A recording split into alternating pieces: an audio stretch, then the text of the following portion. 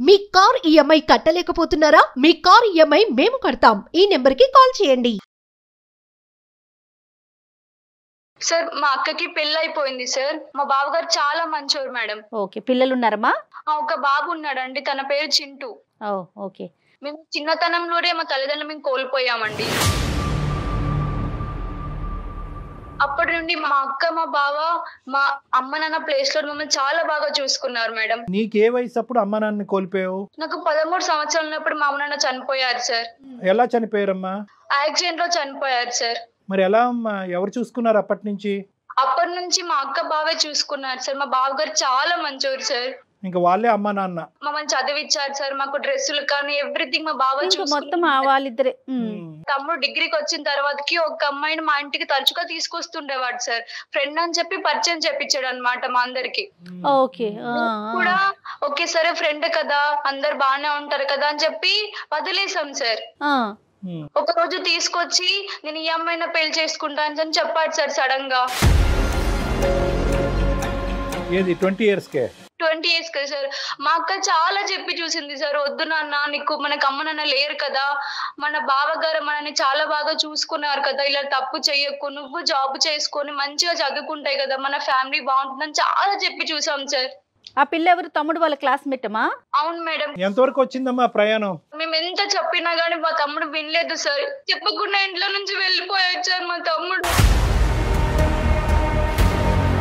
ఎంతకాలం అయిందమ్మా ఇది జరిగి? 10 నెలలు అవుతుంది సార్. అంతే. తమ్ముడు ఇలా వెళ్ళిపోవటంతో అక్క ఎంత మనస్తాపం చెందిందమ్మా? అక్క ఏమైనా డిప్రెషన్ లోకి వెళ్ళిందా? తనలో తాను ఉందా లేదా? తన ప్రస్తుతం ఆ అంశం బట్టి తన పరిస్థితి ఏంటి? తమ్ముడు వెళ్ళిపోయినప్పటి నుంచి అక్క చాలా ఏడ్చింది సార్. మేము కూడా చాలా ఏడ్చాము. వాడి కోసం వెతికాం సార్. వాడి నుంచి మాకు ఎటువంటి ఆచూకూ లేదు సార్.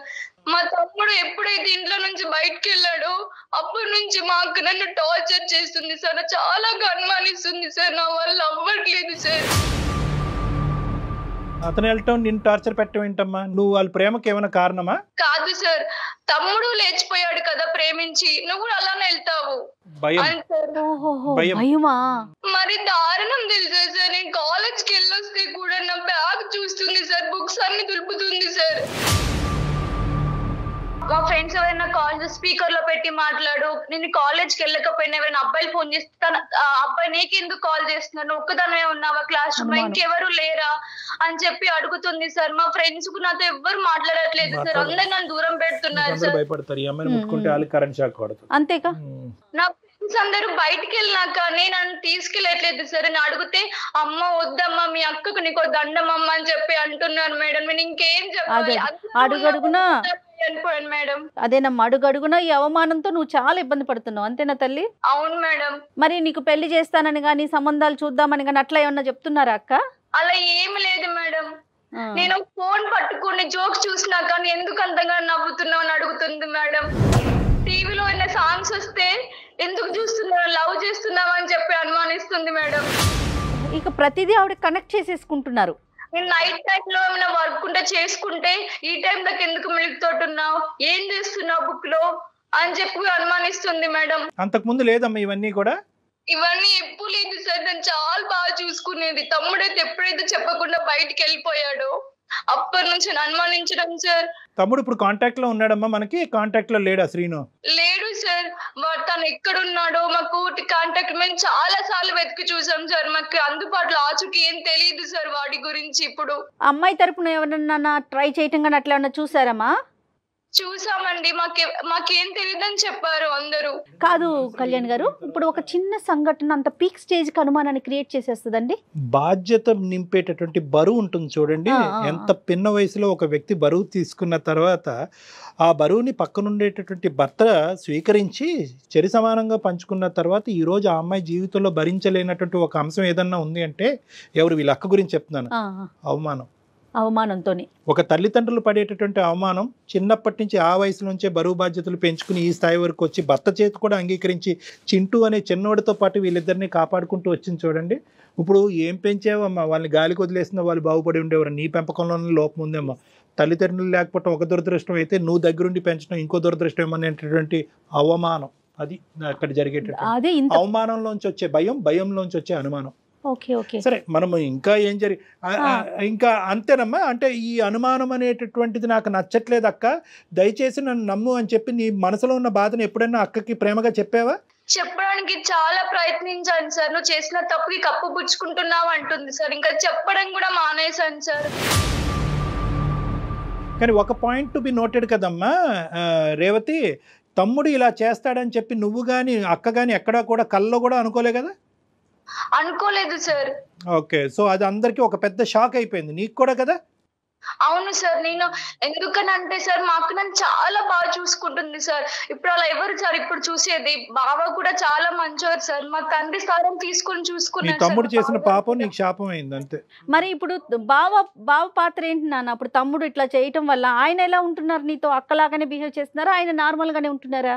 బావగారు కూడా అలానే అన్నారంటే సార్ మా అక్కతో. మా అక్క వచ్చి మాకు చెప్పేది, మీ తమ్ముడికి ప్రెషర్ అటు నుంచి వస్తుంది చూడండి. మీ తమ్ముడు వెళ్ళిపోయాడు కదా. తమ్ముడు అంటే కనుక మీ ఇద్దరికి ప్రత్యేకంగా అక్కకి చాలా అటాచ్మెంట్, ఎందుకంటే దగ్గర వాళ్ళిద్దరి మధ్యన 10-12 సంవత్సరాలు తేడా ఉంది కదా. సో ఆటోమేటిక్గా ఏంటంటే వాళ్ళ అక్క తమ్ముడు అనే దానికంటే తల్లి కొడుకుల్లాగా ప్రయాణము. చింటూ ఎంతో తమ్ముడిని కూడా అలాగే చూస్తుంటది. సరేనమ్మా, ఇవన్నీ నడుస్తున్నాయి. ఇప్పుడు మాకు ఫోన్ చేయడానికి కారణం ఏంటమ్మా? సార్ ఇవన్నీ నేను తట్టుకోలేకపోతున్నాను సార్. మరి లంచ్ బాక్స్ తినకుంటే కూడా ఎవరితో బయటకు వెళ్ళావు అని చెప్పి అనుమానిస్తుంది సార్. ఇక ప్రతి అడుగుని ఆవిడ అనుమానంగానే చూస్తున్నారు, అంతేనమ్మా? అవును మేడం.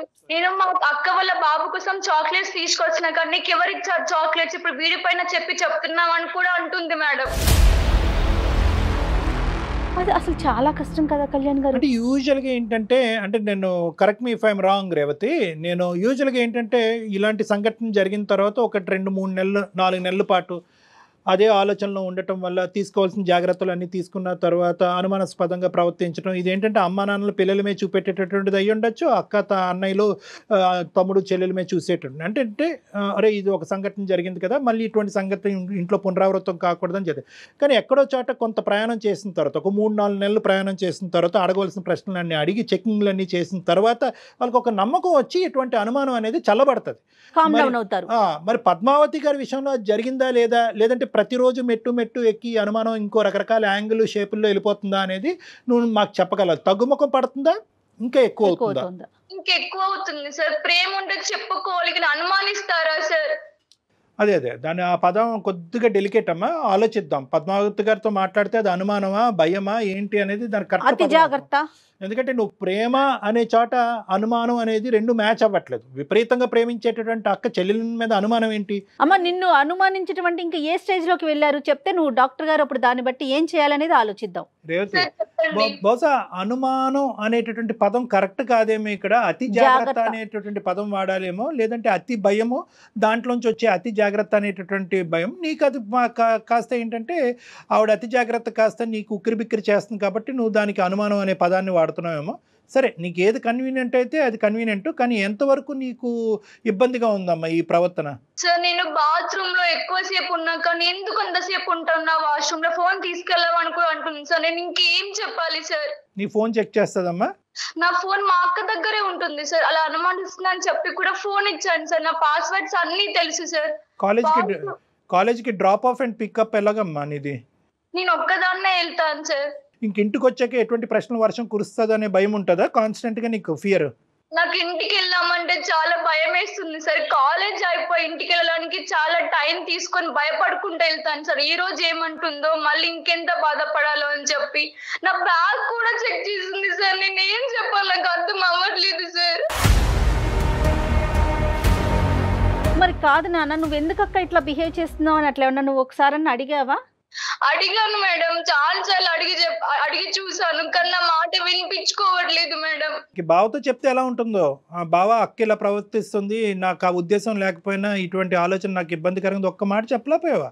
సార్ అలా చెప్పి చూసాను సార్. నాకు తెలియదమ్మా, అంతా మీ అక్కతోనే మాట్లాడుకో అని చెప్పాను సార్. ఏం బావతో మాట్లాడతాను సార్. ఈ విషయం మాట్లాడలేదు కదండి. ఇప్పుడు మా అక్కే ఇట్లా చేస్తోందని బావతో బయట నుంచి వచ్చిన వ్యక్తి కదా డాక్టర్ గారు. అంతేనమ్మా. నీ ఫీలింగ్ ఏంటి నాన్న? ఇప్పుడు అక్క మీద కోపం ఉందా, ప్రేమ ఉందా, భయం ఉందా, ఎటువంటి ఫీలింగ్ నీకు ఇప్పుడు?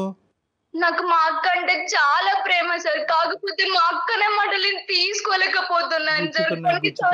చనిపోదాం అనుకున్నాను సార్.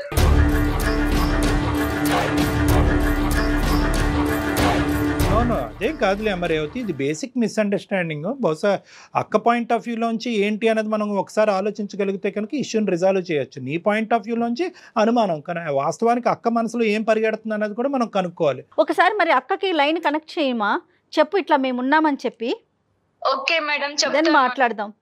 చూసారా, అందరూ ఉంటూనే ఏకాకి అయిపోవటం ఇదే. ఈ అమ్మాయి ఏంటంటే అందరూ ఉన్నారు, సడన్ గా ఇప్పుడు ఏంటంటే తల్లిదండ్రులు లేకపోతే అన్నయ్య అక్క ఉంది, తమ్ముడు ఉన్నాడు, బావ ఉన్నాడు. ఇప్పుడు సడన్ గా తమ్ముడు లేడు, అక్క లేదు, బావ లేదు, స్నేహితులు లేరు. తల్లిదండ్రులు ఉంటే ఆ అమ్మాయి అంత బాధ్యత తీసుకునేది కాదేమో. తల్లిదండ్రులు లేకపోయేసరికి ఆ స్థానం తను తీసుకునేసరికి. హలో హలో అక్క. హలో మా చెప్పు రేవతి. ఏం చేస్తున్నావు అక్క? నేను ఇంట్లోనే ఉన్నాను, నువ్వు ఎక్కడున్నావు? కాలేజ్ లో ఉన్నానక్క. తిన్నావా అక్క? తిన్నానమ్మా. చింటే ఏం చేస్తున్నాడు? వాడు ఆడుకుంటున్నావు. ఓకే రేవతి అక్క చెప్పక్క. నువ్వు ఎక్కడున్నావు? సౌండ్ అక్కడ బాయ్స్ సౌండ్ వస్తుంది. నేను కాలేజ్ లో ఉన్నానక్క. ఏంటక్క ప్రతిసారి ఫోన్ చేసినప్పుడు ఇదే మాట అడుగుతావు? నేను ఇంకెక్కడికి వెళ్తానక్క? కాలేజ్ లోనే కదా నేను ఉన్నది. కాలేజ్ లో బాయ్స్ ఉన్నారా అక్క? అవునమ్మా ఉన్నారు, కరెక్టే, లేదని కాదు. నీ పక్క నుండి సౌండ్ వస్తుందని అడుగుతున్నాను, దాంట్లో తప్పేముంది? మేము ఇక్కడ బయటకు వచ్చాం అక్క, వాష్రూమ్ కి. గ్రౌండ్ లో చాలా మంది ఉంటారు కదక్క, పక్క పక్కన వాయిస్ వినిపిస్తే నేనేం చేయాలక్క? ప్రతిసారి ఎందుకక్క ఇలా మాట్లాడి నన్ను టార్చర్ చేస్తున్నావు? టార్చర్ అని ఎందుకంటున్నావు అమ్మా నువ్వు? నీకు నేను టార్చర్ ఏం పెడుతున్నా అడిగాను కదా. నేను అక్కడ బాయ్స్ ఉన్నారు ఏంటి అని అడిగాను, అయితే దానికి టార్చర్ అని ఎట్లా అనుకుంటావు నువ్వు? ఒక్కసారి అక్క, ఒక్కసారి అడగాలక్క. ప్రతిసారి రోజు ఇదే మాటలు. ఎప్పుడు కాల్ చేసిన పక్కన ఎవరు వాయిస్ ఏంటక్క ఇది నాకు? నేను ఒక్క నిమిషం ఉండు. నువ్వు ఒకవేళ మీ గర్ల్స్ ఎవరైనా ఫ్రెండ్స్ మాట్లాడితే నేను అడుగుతానా? బాయ్స్ సౌండ్ వస్తేనే కదా నేను అడిగేది నిన్ను. నా జాగ్రత్తలో నేను ఉంటున్నా, బయట జరుగుతున్నది అన్ని చూస్తున్నాను కాబట్టి నేను అలా అడుగుతున్నా. నీకెందుకు అనిపిస్తుంది అట్లా నేను టార్చర్ పెడుతున్నా నిన్నని? అదే అక్క, అది కూడా కరెక్టే అక్క. నువ్వు నాకు చెప్పి చూడాలి కదా అక్క. ప్రతిసారి అబ్బాయిల వయసు ఎందుకు వినిపిస్తుంది? క్లాస్ రూమ్ లో లేనిపోతే బయటకు వచ్చాను, గ్రౌండ్ లో అబ్బాయిల మాట వినిపించదా అక్క? ఇప్పుడు నువ్వేమన్నా నేను అడిగినప్పుడు నేను కాలేజ్ లో ఉన్నాక నువ్వు బయటకు ఉన్నా అన్నావా? నేను వాష్రూమ్కి వచ్చినాక ఇక్కడ బయట ఉన్నా, నేను కాల్ చేసిన అంటే నేను ఆగిపోయేదానిగా. నువ్వు అట్లా అనలే కదా కాలేజ్ లో ఉన్నా అన్నావు, అందుకు నేను అడిగినా. అదే గ్రౌండ్ లో ఉన్నాం అక్క. గ్రౌండ్ లో చాలా మంది ఉంటారు కదా అక్క, వాయిస్ వినిపించదా అక్క? సరేలే దానికి ఎందుకు అంతగానం ఇదవుతున్నావు నువ్వు? నేను అడిగినాను కదా నీకు, అంతే కదా. ఇప్పుడు దానికి అంతగానం టార్చర్ గా నువ్వు ఎందుకు ఫీల్ అవుతున్నావు? అలా అని కాదక్క. ఇంటికి వస్తేనేమో నా బుక్ చూస్తావు, నా బ్యాగ్ ఓపెన్ చేస్తావు, తినకుంటేనేమో బయటికి వెళ్ళావు, నా ఫోన్ చూస్తావు, ఫ్రెండ్స్ ఎవరైనా కాల్ చేస్తే స్పీకర్ లో పెట్టి మనం మాట్లాడుతావు. ఎవరైనా మా క్లాస్ బాయ్స్ కాల్ చేస్తే వాడు నీకెందుకు కాల్ చేశాడు? క్లాస్ వెళ్ళాక అందరు మాట్లాడుకోరక్క. అన్నయ్య అని పిలవమంటావు అక్క చివరికి.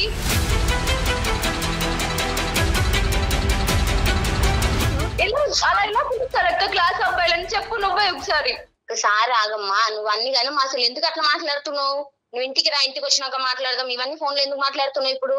నాకు అక్క ఒకటి చెప్తున్నాను విను. నాకు నీ అనుమానం నా వల్ల అవ్వట్లేదు అక్క. నేను అందమైన జీతానికి కాల్ చేశాను అక్క, సార్ తో మాట్లాడండి అక్క. అక్కడికి ఎందుకు వెళ్ళినావమ్మా నువ్వు? ఏం చేయాలక్క? నేను చెప్తే నువ్వు నాకు పట్టించుకోవట్లేదు, అనుమానిస్తున్నావు. నాకు చెప్పుకోవడానికి మనుషుల కరువయ్యారక్క, అందుకే సార్ అప్రోచ్ అయ్యాను నేను. అంతగా టార్చర్ ఏం పెట్టినాను రా నిన్ను? అంతగా నువ్వు ఎందుకు బాధపడుతున్నావు? నువ్వు ఎందుకు అట్లా అనుకుంటున్నావు నన్ను? టార్చర్ కాదక్క, నీకు నా పైన టార్చర్ పెడుతున్నా అంటున్నావు కదా. సరే ఓకే, సార్ తో మాట్లాడతాను. సరే నేనే టార్చర్ పద్మ గారు నమస్తే అండి. పద్మావతి గారు నమస్తే అండి. నమస్తే మేడం. నమస్తే అండి, నేను జయానండి. అందమైన జీవితం ప్రోగ్రామ్ లో ఉన్నాము. నాతో పాటు డాక్టర్ కళ్యాణ్ చక్రవర్తి గారు కూడా ఉన్నారు. రేవతితో ఇంతకు ముందే మేము మాట్లాడామండి. సరే ఒకసారి మీతో కూడా, అంటే మీ పర్మిషన్ లేకుండా మిమ్మల్ని మేము కాల్లోకి తీసుకున్నాము. తను ఫోన్ మాట్లాడిన మొదటి నుంచి ఇప్పటి వరకు కూడా మా అక్క అంటే నాకు ప్రాణం, నేనంటే మా అక్కకి ప్రాణం, ఇదే చెప్తా ఉందండి. కానీ ఈ అనుమానం అనే ఈ పదాన్ని ఎంత ప్రాణము ప్రేమ వింటున్నాము, అనుమానం అనే పదాన్ని కూడా తను మొదలు పెట్టిన దగ్గర నుంచి అదే చెప్తా ఉంది. పద్మావతి గారు నమస్తే అమ్మా. నమస్కారం సార్. నమస్తే అమ్మా. ఫస్ట్ ఆఫ్ ఆల్ ఏంటంటే మీలాంటి మంచి వ్యక్తుల్ని అభినందించాలి, ఆశీర్వదించాలి. మీలాంటి వాళ్ళు ఈ భూప్రపంచం మీద మళ్ళీ మళ్ళీ పుట్టాలి అని కోరుకోవాలి. ఎందుకంటేనమ్మా చిన్న విషయం కాదు. ఎందుకు అంటే సుమారుగా మీకు ఎంత ఉంటాయి అప్పుడు 21-22 సంవత్సరాల వయసులో తల్లిదండ్రులు ఇద్దరు పోగొట్టుకున్నటువంటి ఇద్దరు పిన్న వయసులో ఉండేటటువంటి ఇద్దరు పిల్లల్ని మీరు కాపాడుకుంటూ ఈ మంచి విషయాలన్నీ మీ రేవతి చెప్పిందమ్మో, మాకు ఇంకో విధంగా తెలిసేది కాదు. అంటే ఒక ఆ పిన్న వయసులో ఉండేటటువంటి అప్పుడప్పుడే పెళ్ళైనటువంటి ఆడపిల్ల వాళ్ళిద్దరిని పెంచి పెద్ద చేసి చదివించుకుని ఆలనా పాలనా చూసుకుంటూ దాంతోపాటు భర్తను కూడా కాపాడుకుంటూ తన కుటుంబాన్ని నడిపించుకుంటూ భర్తకి ఇబ్బంది లేకుండా ఈ భర్త యొక్క ఆశీర్వాదం కూడా తీసుకుంటూ వీళ్ళని కాపాడుకుంటూ ఇంత ముందుకు తీసుకురావటం అనేటటువంటిది మానవ మాత్రుడికి చాలా కష్టమైనటువంటిది. అది మీరు సక్సెస్ఫుల్గా చేశారు అనేటటువంటిది నా అభిప్రాయం కదమ్మా.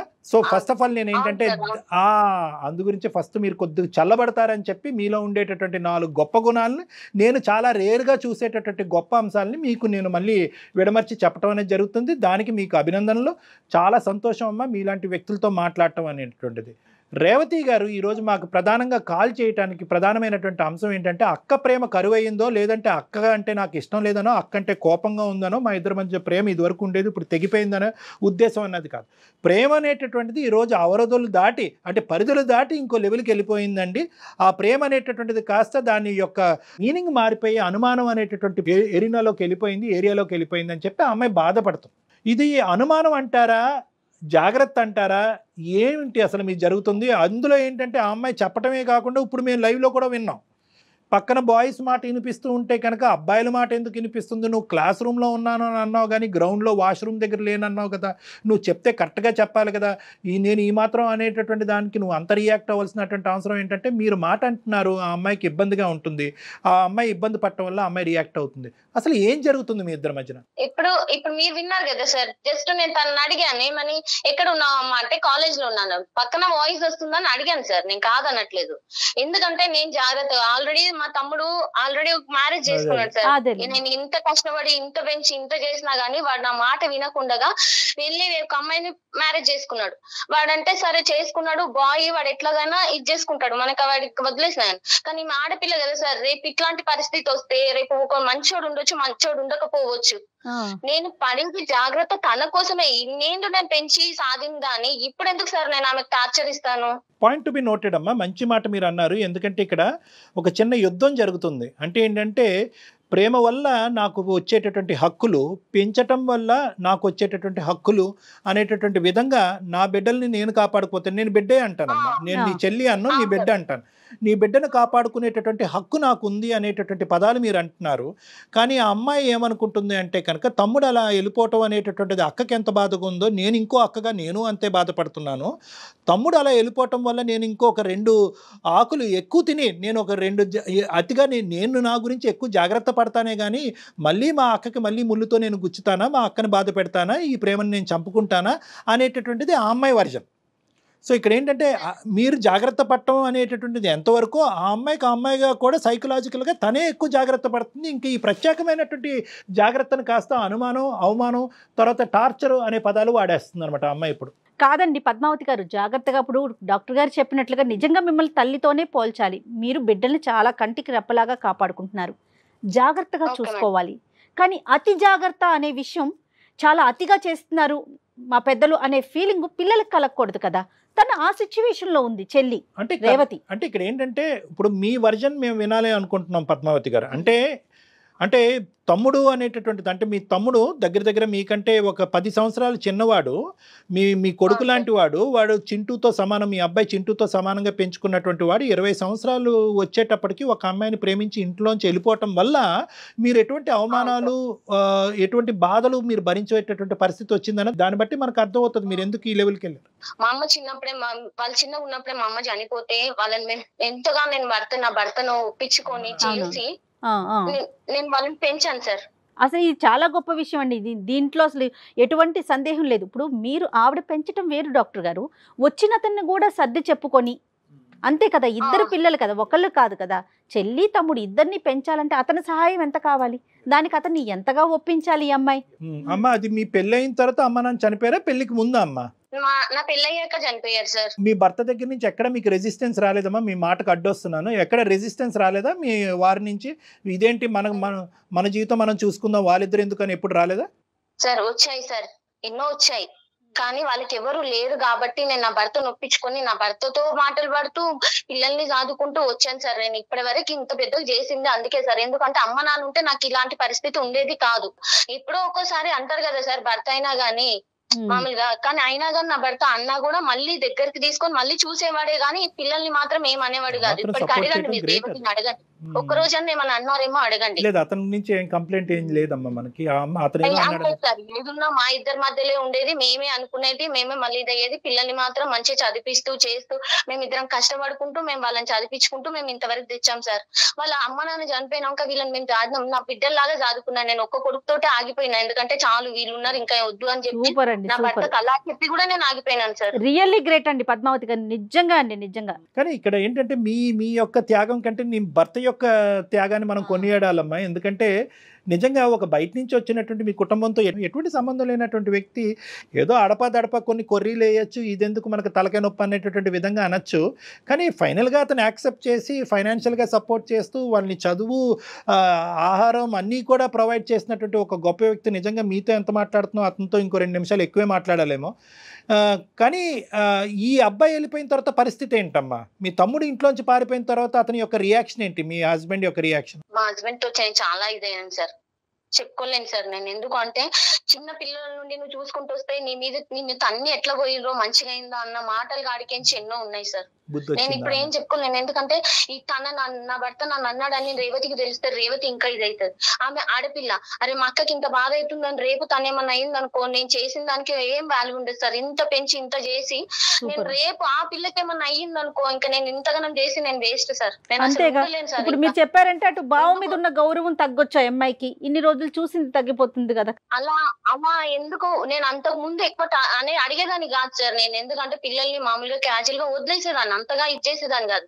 ఎప్పుడైతే వీడు ఇట్లా చేసిండో, ఎప్పుడైతే వీడు మాటలు వినకపోవడం, వీడు ఇట్లా చేసిండో, అప్పటి నుండి నేను ఈమెను కొంచెం స్ట్రిక్ట్ గా చేయడం స్టార్ట్ చేసినాను సార్. అట్లా నేను అందుకనే ప్రతి ఒక్క మాటకు నేను ఎదుగుతాను. ఎందుకంటే ఇవాళ ఫ్రెండ్స్ అంటారు, రేపు లవర్స్ అయిపోతున్నారు కదా సార్. బయట ఎట్లున్నారు సార్ అందరూ? అది పాయింటే, కానీ అందరూ అయిపోవట్లేదమ్మా. ఇందాక నేను ఒక పాయింట్ చెప్పాను పద్మావతి గారు, మీరు క్యాచ్ చేయలేదు. అంటే ఏంటంటే తమ్ముడు వెళ్ళిపోయినటువంటి బాధ పద్మావతి గారికి ఎంత ఉందో రేవతికి కూడా అంతే ఉంది. ఇప్పుడు ఈ రేవతి యొక్క అమ్మాయి యొక్క సైకాలజీ ఏంటి అనేటటువంటిది మా అందరికంటే బాగా తెలిసిన వ్యక్తి ఎవరన్నా ఉన్నారంటే అది పద్మావతి గారు. పుండుమే కారం జల్లుతుందా? జల్లదుగా. ఇంకా ఏంటంటే ఒక 2 ఎక్కువ జాగ్రత్తలే ఆ అమ్మాయి తీసుకుంటుంది. అమ్మో లోకం ఇలా ఉంది, ఎట్నుంచి ఏ గాలి ఎటువంటి వీస్తుందో మనకు తెలియదు, ఎటువంటి ఏ కెరటంలో మనం కొట్టిపోతామో తెలియదు. కాబట్టి మళ్ళీ మా అక్కకు అనుమానం పడకుండా, మా బావ దగ్గర నుంచి ఒక మాట పడకుండా నేను జాగ్రత్త పడాలి అనుకునే మెచ్యూరిటీ ఉందా రేవతి? లేదా తమ్ముడు శ్రీను వెళ్ళిపోయినటువంటి పద్ధతిలో మనం కూడా వెళ్ళిపోదాము, లవ్ అంటే ఇంత గొప్పగా ఉంటుందేమో, మనం కూడా ఇందులోంచి బయటపడిపోయి మనం కూడా స్వేచ్ఛను అనుభవిద్దాం అనేటటువంటి సైకాలజీయా? రేవతి సైకాలజీ ఏంటి మీరు చెప్పండి. రేవతి అలాంటిది కాదు సార్, నేను ఒప్పుకుంటాను. నేను పెంచుతున్నాను కాబట్టి నాకు తెలుసు తన ఏందో, ఎట్లుంటదో ఏందో అని నాకు తెలుసు. ఎందుకు అనంటే బయట ప్రపంచాన్ని చూసి ఫ్రెండ్స్ తో తిరగడం వలన చేయడం వలన తమ్ముడు ఇట్లా చేసిండు.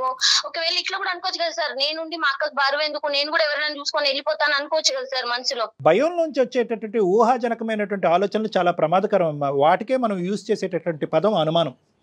మీ భయం ఏంటంటే కనుక, అరే నేను ఇన్ని జాగ్రత్తలు తీసుకుని శ్రీనుని పెంచినా కూడా వాడు ఇలా వెళ్ళిపోయాడు కాబట్టి అదే స్థాయిలో జాగ్రత్తలు తీసుకున్నటువంటి రేవతి కూడా వెళ్ళిపోదని గ్యారంటీ ఏంటి అనేది. మీ పిల్లల మీద మీకు నమ్మకం లేకపోవటం కాదు, మీ బిడ్డల మీద మీకు నమ్మకం లేకపోవట్లేదు, లోకం మీద మీకు నమ్మకం లేదు.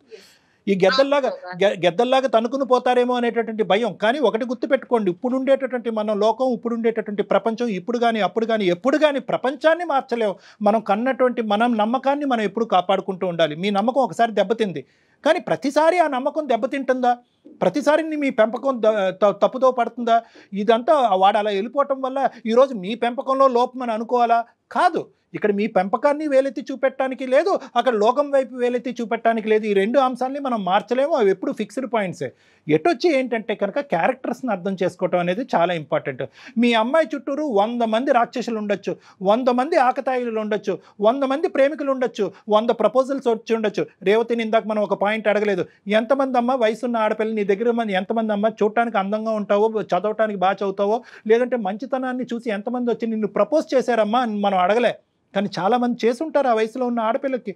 అవన్నీ వచ్చి ధైర్యంగా అక్క ఇంతమంది నన్ను ప్రపోజ్ చేసినా కూడా నేను అదంతా కూడా అక్కడికక్కడ అడ్డుకట్టేసి నీ మాట మీద ఈ కుటుంబం మీద ఉండేటటువంటి విలువ నమ్మకంతో నేను నన్ను కాపాడుకుంటూ వచ్చానమ్మా అని చెప్పి ఆ అమ్మాయి చెప్పడానికి చాలా అవకాశాలు ఉన్నాయి. కానీ ఆ అమ్మాయి మనసు విప్పి మాట్లాడటానికి మీరు అవకాశం ఇవ్వట్లేదు. జాగ్రత్త జాగ్రత్త, అతి జాగ్రత్త, విపరీతమైనటువంటి జాగ్రత్త. కాస్త అనుమానం వెళ్ళిపోయి ఆఖరికి సొంత చెల్లె ఇంత అల్లారు ముద్దుగా ప్రేమించి పెద్ద చేసినటువంటి మా అక్కని ఏమంటుందంటే అనుమానాస్పదం అనే పదం వాడేస్తుంది అమ్మాయి. చాలా బాధేస్తుంది మాకు.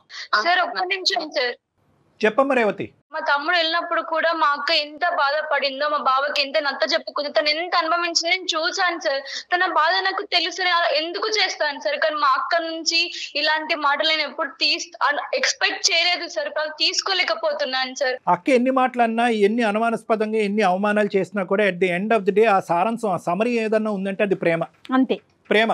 అక్క చేసినటువంటి త్యాగాలు పోల్చుకుంటే కనుక సమాజంలో వేళ్ళ మీద లెక్క పెట్టచ్చు ఎంతమంది ఈ బాధ్యత తీసుకుని ఇన్ని త్యాగాలు చేస్తారు.